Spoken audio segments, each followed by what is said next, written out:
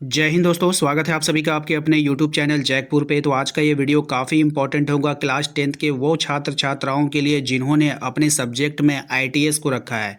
यानी कि जिसका भी सब्जेक्ट ITS है उसके लिए काफ़ी इंपॉर्टेंट है, क्योंकि पूरे YouTube पर अगर आप जैक बोर्ड के लिए ITS का पेपर ढूंढोगे तो आपको ढूंढने से तो रहा। ठीक है, इसलिए हमारे चैनल पे अगर आप आ चुके हो तो बिल्कुल सही जगह आ चुके हो। आप जल्दी से जो है चैनल को सब्सक्राइब कर लीजिए, घंटी वाले आइकन को प्रेस कर लीजिए ताकि आने वाली हर एक वीडियो का नोटिफिकेशन आपके मोबाइल पे जाए। इसके अलावा आपको नोटिफिकेशन अगर नहीं जाएगा तो हम ग्रुप में आपको वीडियोस भेज देते हैं ताकि आपकी परीक्षा की तैयारी अच्छे से हो पाए। ग्रुप का लिंक आपको डिस्क्रिप्शन में मिल जाएगा, वहाँ से जाकर जरूर ज्वाइन कर लीजिएगा। और हाँ, इस वीडियोस के माध्यम से सभी से रिक्वेस्ट है, सभी मेरे भाई बहनों से रिक्वेस्ट है, ये जो वीडियो हम ITS का बना रहे हैं इस साल का पहला वीडियो है। ठीक है, अगर आप इस वीडियोस को देख करके हमारे चैनल पे आए हैं और हमारे चैनल को सब्सक्राइब किया है तो वो भाई और वो बहन अपना नाम लिखेंगे कमेंट बॉक्स में और अपने ज़िला का नाम जरूर लिखेंगे। जैसे आपका नाम रवि है और आप रांची के रहने वाले हैं तो इस तरह से ज़रूर लिख दीजिएगा, जिससे हमें पता चल जाएगा कि आपको ITS की वीडियो चाहिए और ITS का वीडियो देख करके आपने हमारे चैनल को ज्वाइन किया है। ठीक है, तो चलिए शुरू करते हैं। सबसे पहला सवाल देखिए, ये सवालें जो होती है ना, ये बस आपका दिमाग खोलने के लिए होता है कि इस टाइप से एग्ज़ाम में सवाल आएगा। अगर हम आपको मान लीजिए 100 सवाल बताते तो क्या 100 में 100 आ जाएगा? ऐसा कभी नहीं होता है। 100 में कभी 30 आएगा, कभी 50 भी आ सकता है, कभी 80 भी आ सकता है। ठीक है, तो ये होता है। बस आपको ये देखना है कि एग्ज़ाम में क्वेश्चन क्या पूछा जा रहा है, किस तरह के क्वेश्चंस को पूछे जाते हैं, तो ये काफ़ी इंपॉर्टेंट रोल निभाता है। आइए देखिए, सबसे पहला सवाल आपसे बोल रहा है, जो इंग्लिश मीडियम के बच्चे हैं इंग्लिश वाले क्वेश्चन को देख सकते हैं, हिंदी मीडियम के बच्चे जो हैं वो हिंदी मीडियम वाले प्रश्न को देखेंगे। किसी भी कंप्यूटर सिस्टम का दिमाग क्या होता है? The brain of any computer system is. ठीक है, किसको बोलते हैं? ALU को बोलेंगे, मेमोरी को बोलेंगे, CPU को बोलेंगे, कंट्रोल यूनिट को बोलेंगे। तो सबको पता है कि जो ब्रेन होता है कंप्यूटर का वो CPU होता है। ऑप्शन सी हमारा यहाँ पे राइट आंसर हो जाएगा। ठीक है, सभी बच्चे जो है यहाँ पर CPU का फुल फॉर्म कमेंट बॉक्स में टाइप कर दीजिएगा, क्योंकि यहाँ पे एग्जाम में क्वेश्चन आता है। सब बच्चे जल्दी से टाइप कर दो। ठीक है, क्वेश्चन नंबर 2 पे आइए। कह रहा है कि MS एक्सेल को किस नाम से जाना जाता है? तो ये MS एक्सेल है, इसको हम लोग देखिए यहाँ पे एक्सेल का वर्ड का इस्तेमाल किया गया है। तो ये जो एक्सेल होता है ये स्प्रेडशीट प्रोग्राम होता है। ऑप्शन सी यहाँ पर इसका राइट आंसर हो जाएगा। ठीक है, नेक्स्ट आते हैं क्वेश्चन नंबर 3 पे। कह रहा है कि पृष्ठ की सामग्री का चयन करने के लिए शॉर्टकट कुंजी क्या है? यानी कि व्हाट इज द शॉर्टकट की select all contents of the page. यानी कि कोई भी पेज है और हमें क्या करना है, सारे टेक्स्ट को या इमेज को, किसी चीज़ को भी हमको ऑल सेलेक्ट करना है। तो देखिए, ऑल सेलेक्ट करने के लिए हमेशा हम लोग जो शॉर्टकट अपनाते हैं वो कंट्रोल+A अपनाते हैं। क्या अपनाते हैं? कंट्रोल+A अपनाते हैं। याद रखिएगा, ऑल सेलेक्ट हो जाएगा। दूसरी अगर हम बात करें क्वेश्चन नंबर 4 की, कहा जा रहा है कि नई विंडो डॉक्यूमेंट खोलने की जो कीबोर्ड होता है, शॉर्टकट कीबोर्ड जो होता है वो क्या होता है? तो नई विंडो डॉक्यूमेंट को खोलने के लिए शॉर्टकट की होता है यहाँ पे कंट्रोल+N। जब कभी भी आप कंट्रोल+N टाइप करोगे तो न्यू विंडो ओपन हो जाएगा। क्वेश्चन नंबर आते हैं 5 पे। क्वेश्चन नंबर 5 में बोला गया है कि माइक्रोसॉफ्ट वर्ड क्या है? माइक्रोसॉफ्ट वर्ड क्या है? तो ये जो है एक तरह का वर्ड प्रोसेसिंग प्रोग्राम है। क्या है? Word processing program. Option number B इसका यहाँ पे राइट आंसर हो जाएगा। ठीक है, देख लीजिए क्वेश्चन इसी तरह से आप लोगों के IT में पूछा जाता है। आइए अगले सवाल पे आते हैं क्वेश्चन नंबर 6 में कि computer literacy day is celebrated. Computer साक्षरता दिवस कब मनाते हैं? सभी को पता होगा 2 दिसंबर को हम लोग कंप्यूटर साक्षरता दिवस मनाते हैं भाई। ठीक है, अगले सवाल पे आइए। अगला जो सवाल है हमारा, कह रहा है कि सिलेक्टेड लाइन को बोल्ड करने का शॉर्टकट कुंजी क्या है? तो कोई भी सिलेक्टेड लाइन है, अगर हम उसको बोल्ड करना चाहते हैं तो क्या दाबेंगे? Alt+B दाबेंगे या कंट्रोल+B दाबेंगे? ये तो होगा नहीं। ठीक है, तो आपको इसी में से सिलेक्ट करना है ना, तो कंट्रोल+B से हम लोग क्या कर सकते हैं, उसको बोल्ड कर सकते हैं। ठीक है, इस बात का ध्यान रखिएगा। MS वर्ड को ओपन करने पर कितनी स्क्रीन विंडो दिखाई देगी? एक दिखाई देगा, 2, 3 या फिर 4? देखिए कंप्यूटर MS वर्ड को जब आप ओपन करोगे तो वहाँ पर जो विंडो दिखाई देगा केवल और केवल एक विंडो दिखाई देगा। ठीक है, आइए क्वेश्चन नंबर 9 पे आइए। क्वेश्चन नंबर 9 में देखिए आपसे बोला है कि कट, कॉपी तथा पेस्ट की क्रमशः शॉर्टकट क्या हो सकता है? कट करना है, कॉपी करना है, पेस्ट करना है, इसका शॉर्टकट बताना है। तो क्लास कंट्रोल+X से हम लोग क्या कर सकते हैं, कट कर सकते हैं। कंट्रोल+C से कॉपी हो जाएगा, कंट्रोल+V से पेस्ट हो जाएगा। अगर मान लीजिए कि कट का आप भूल गए कि कट का क्या होगा, तो कॉपी को तो पता है कि सी से कॉपी होता है, वी से पेस्ट होता है, तो जहाँ पे सी जहाँ पे भी लगातार आ जाए, सी भी, देखिए यहाँ पे सी भी नहीं है तो ये नहीं होगा, सी भी अल्ट प्लस है, अल्ट के साथ तो करेंगे नहीं, कंट्रोल के साथ करेंगे तो ये भी कैंसिल, ये भी कैंसिल। ऑप्शन नंबर ए हमारा यहाँ पे राइट आंसर हो जाएगा।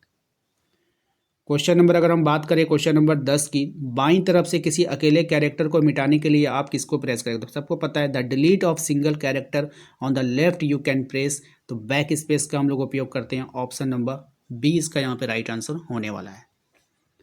स्पेलिंग चेक करने का शॉर्टकट क्या हो सकता है आपको बतानी, स्पेलिंग है, स्पेलिंग चेक करना है, कौन सा शॉर्टकट की अपनाएंगे? तो स्पेलिंग चेक करने के लिए हम लोग F7 को प्रेस करेंगे।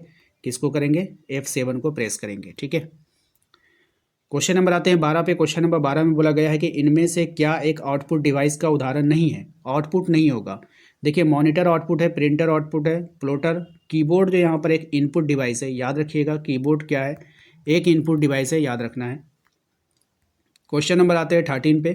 कहा जा रहा है कि प्रिंटर एक ऐसा आउटपुट डिवाइस है जो डैश को डैश में परिवर्तित कर देता है। तो जी प्रिंटर जो होता है ना, ये सॉफ्ट कॉपी को हार्ड कॉपी में परिवर्तित करता है, यानी कि ऑप्शन नंबर सी हमारा यहाँ पे राइट आंसर हो जाएगा। ओके, आइए क्वेश्चन नंबर आते हैं 14 पे। क्वेश्चन नंबर 14 में बोला जा रहा है कि MS ऑफिस में मिनिमम तथा मैक्सिमम जूम साइज क्या होगा? तो 10 से 500, ठीक है, ऑप्शन नंबर सी।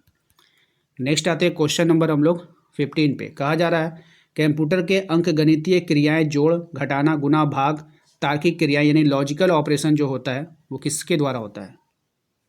तो जितने भी तरह के लॉजिकल ऑपरेशन होते हैं ये सब ALU के द्वारा होता है, याद रखना है आप सभी को, मोस्ट इंपॉर्टेंट रहेगा आपके एग्जाम के लिए।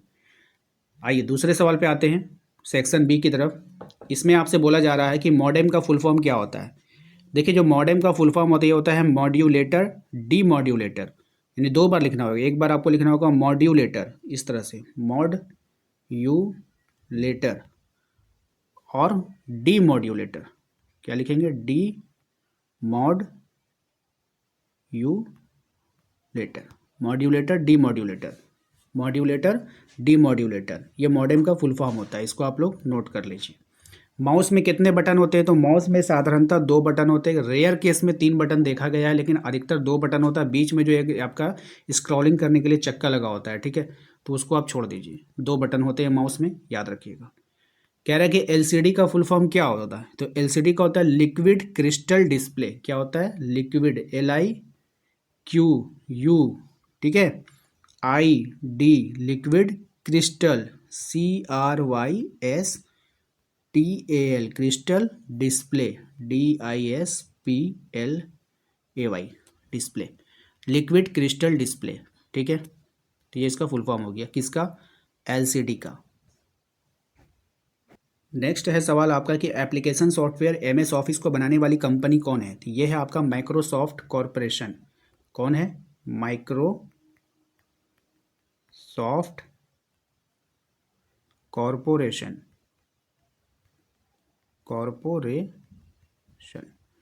माइक्रोसॉफ्ट कॉरपोरेशन, ठीक है, यहाँ ताला आप शो कर लीजिएगा, ठीक है, माइक्रोसॉफ्ट कॉरपोरेशन ये कंपनी है।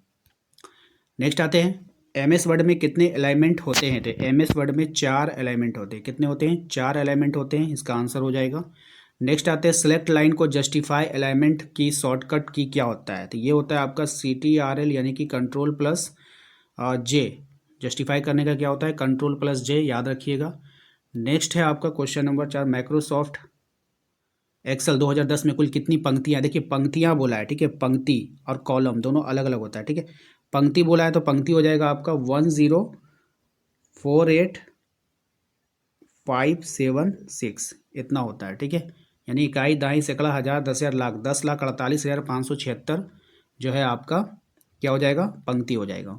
ओके, अगर आपसे बोले कॉलम के बारे में, अगर आपसे पूछ ले, इसी में अगर क्वेश्चन घुमा दे कॉलम के बारे में पूछ ले, तो कॉलम हो जाएगा आपका 16,384, ठीक है, इसको याद रखिएगा। देखिए हम बार बार कह रहे हैं आप लोगों को, अगर ये वीडियो चाहिए दोबारा, दूसरा पार्ट, तीसरा पार्ट चाहिए, तो आप लोग प्लीज़ वीडियो को लाइक कीजिए।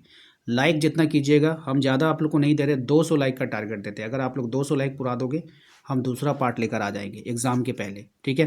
तो इसलिए आप लोग जो इसको करो, लाइक करो, एंड सब बच्चे जो भी पहली बार आएंगे तो वो तो जो मैंने बोला है वो काम कर दीजिएगा, नाम और ज़िला का नाम जरूर टाइप कीजिएगा।